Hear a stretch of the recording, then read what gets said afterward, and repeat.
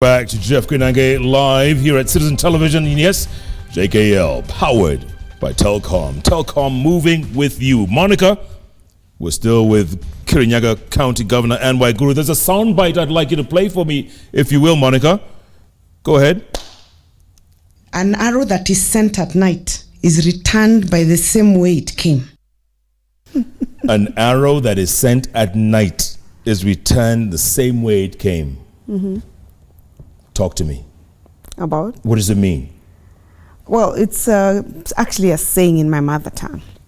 And that's how it's translated in English. What does it mean? This is what it means. It means if you get an attack, you need to respond back in the same way that that attack has come. And the IPSOS, I was actually making reference to the IPSOS survey. That was a political attack. And if you listen to the clip from the beginning, I said we've been told to stop politicking and work on development. But sometimes you have to stop that issue of development and respond to this political attack in a political manner. So I responded, returning the arrow the same way it came politically. So is this the new Anne Waiguru? Because you're also cozying up very much to Deputy President William Ruto. Am I? Yes. Is this a coalition of circumstances, a coalition of interests? Or what is it? As in, would you clarify that? Because what I would want to understand, are you saying causing up after Wednesday, or are you saying causing up even before? The timing of the IPSOS. And then you all appearing together. And you say it was planned before. This was just coincidence. But I have been with the Deputy President, I think, 6 or 7 times. Yeah, he's been to Kirinyaga a few times. Yeah, right? About 6, 7 times. There you go, 6, 7 times in a year. Yeah, and that was before IPSOS. That's a little cozy. That's a little cozy. Well, what's the question? The question is, are you cozying up? Are you two, is there a coalition here of somewhat? Well, I wouldn't say a coalition of sorts. What I would say is that I think the Deputy President is a very intelligent man, extremely intelligent, and he's also, and I should say at this point in time that this country wouldn't have better leaders in President Uhuru Kenyatta and his deputy. That I think I should say. And I'm very privileged and honored to be in that party. I think he's very intelligent, and he knows how to make his assessments with regard to politics. And I think I'm not particularly very experienced in politics, but from where I see, I would want to imagine that he knows what he's doing, because he's the one who visits. Did he ever apologize to you for that comment about the cat walking and the kizungu mingi? He doesn't need to. I don't think he needs to. I wasn't expecting one, and as I said, I think circumstances were different then, and you move on. Yeah. So, for lack of a better word, you've kissed and made up. Well, no, I wouldn't use those words. I'd just like to say what I said earlier, that we have a good, professional and cordial relationship. He's my party boss, the deputy party leader, and I am in the party as one of the leaders, and so I'm obligated also to work with him, and I'm happy to have a good relationship with him. All right. I can see a 1-2 relationship all the way to 22, but again, that's just me. Tweets coming in thick and fast. We're going to go to the wall right now, but real quick, Maina Kageni says, how do your children deal with all these allegations? How do they take it? Is the media insensitive to these secondary victims? I think so, and I've said this before. First of all, as a mother, I think it's extremely difficult for women to be in politics and to be in the public limelight, right? But I must say that I don't quite wear it on my sleeve, but I'm a very active parent where my children are concerned. There's time I spend with them often to understand where they are at, listen to their views. Of course, they've been affected because they don't like the narratives, they don't like the stories, but they take it in their stride. You know, if they feel safe at home, if they know the truth, they do better. And I must say, Jeff, my son made me very proud this year. I mean, he just graduated, finished his university at Salford, and he graduated with a first-class honors. And for a child who had been under media attack, especially 2 years ago, and constantly having to watch me go through the campaign, I think we can only thank God. So these children, yes, and go through very difficult times, but I must say that as a mother, I will defend my children with my life. Yeah. Monica, let's go to the tweets. Let's see what the people are saying out there. Right about here, okay? Let's start. Here we go. Kiprono Langat says, Anne Waiguru deserves a bigger post so as to prove her professionalism in terms of leadership. She is our Kenyan second Iron Lady. Don't fear the fight. Fight harder. Okay, Kiprono. Dolly Patron, okay. If Kirinyaga Governor Anne Waiguru was corrupt, why was she not charged? My take is someone might be behind this to earn political mileage by tarnishing her name.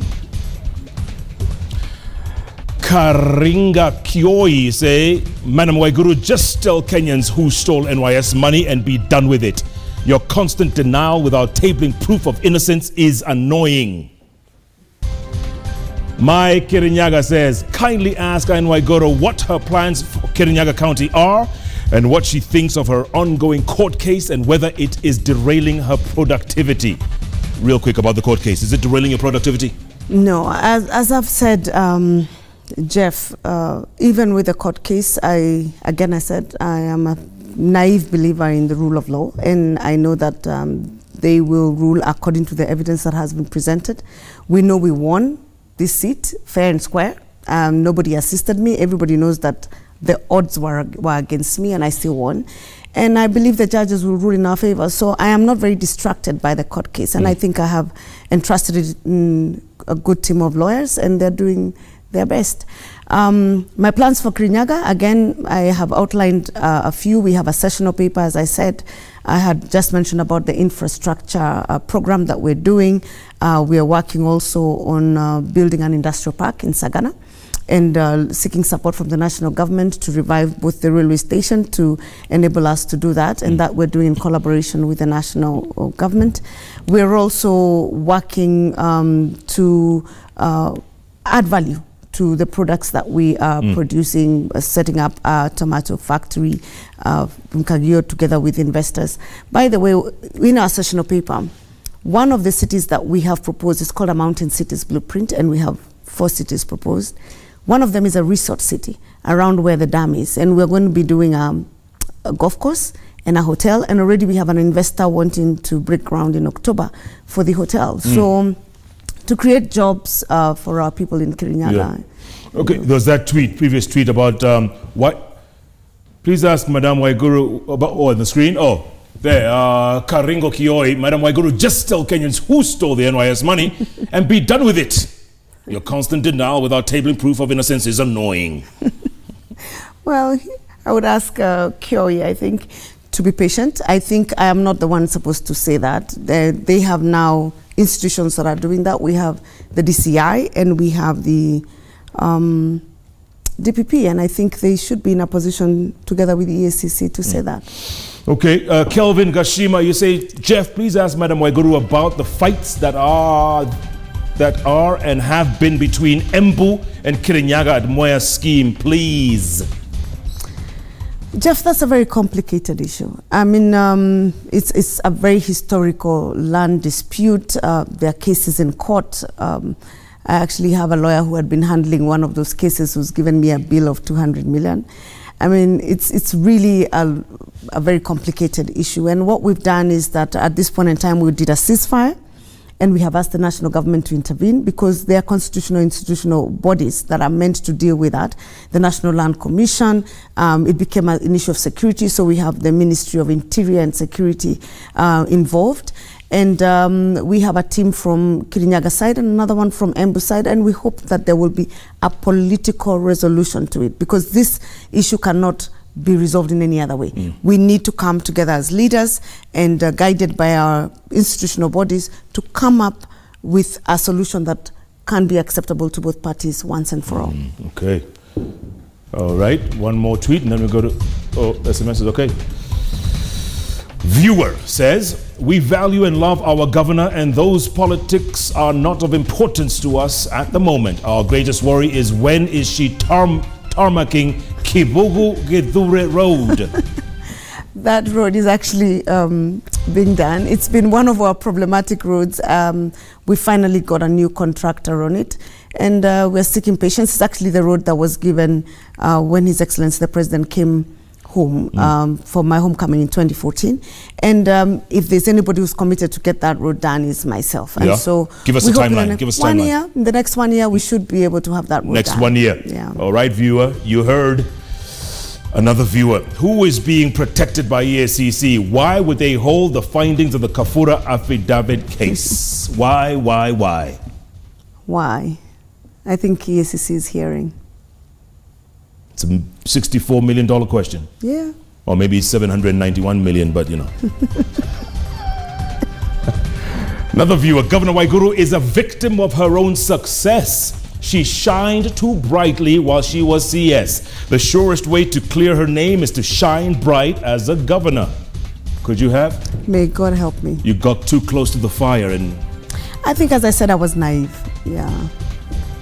Waiguru took Raila to court for defamation. Why has she not sued Kafura for implicating her? It's simple, because I'm waiting for the report to sue. And I actually just don't want to sue Kafura. I actually want to sue the people behind it, because it wasn't Kafura who wrote it. Kafura was given to sign and to recite. I think the problem is not her. The problem is the people behind it. And I was about to ask you, are you afraid of those people behind her? Let me say this. There is a God in heaven, Jeff. There is a God in heaven. And that God doesn't sleep. He doesn't slumber. He will not waver. I am protected by God. Do you fear for your life sometimes? I wouldn't say I don't get concerned. But as I said, I have an obligation to the Kenyan people, to my children, to the women of this country, and to anyone who has ever been a victim of such a thing. Okay. Sir Nixon Dogire Kindaruma. Madam Waiguru, in your opinion, shall the fight to finish corruption be won, really? In my view, if we continue the way we are, I think we will make a progress in terms of preventing corruption. I think charging people and taking them to court, what it does is that it deters corruption. However, to completely eliminate corruption is not possible, because that really is an issue of society, it's an issue of values, it's an issue of our integrity. And I think we would need to also look at the softer side of things. What value systems do we have? Do we stand by them? Do we really believe that corruption is wrong, or is it wrong when it's somebody else and not you? What are we teaching our children from a very early age? Are we teaching people to get rich quick? Do we put an unnecessary value in monetary things as opposed to people working hard and earning? And I think those are the important things. And I think when this country sits honestly, and I'm very happy about the handshake and the building bridges initiatives, and I hope that when they get together, that conference they're talking about will not be about corruption, that conference will be about Kenya, will be about who are we. And let us retrospect as Kenyans and accept that we have fallen very far as a society. And as a society, we need to start right from the bottom, where we say, from today onwards, I commit to this country, and I commit that I will live my life in this way. And let the policeman say that, let the teacher in the school say that, let the clergy say it, let our children be taught in school to say the same, and then let us rebuild an ethical foundation. And by the way, Jeff, I don't know whether you know this, that I wrote about founding an ethical Kenya about 15 years ago, published in a book by Strathmore University. And I also have another chapter in a book on measuring corruption that was published by a university in Australia. So measuring corruption? Yes. My background has been the conversation on governance and how would we make this country a better place. And maybe that's why I make people very nervous. Yeah. Yeah. Yeah, and angry. Governor, let's take a quick commercial break and then come back and get your final thoughts. Okay. All right. All right. Keep tweeting at Koinange Jeff, at Citizen TV Kenya, Hashtag, as always, is JK Live. Tweets coming in thick and fast. Wow, I tell you, this show takes a break. We'll be back in a moment.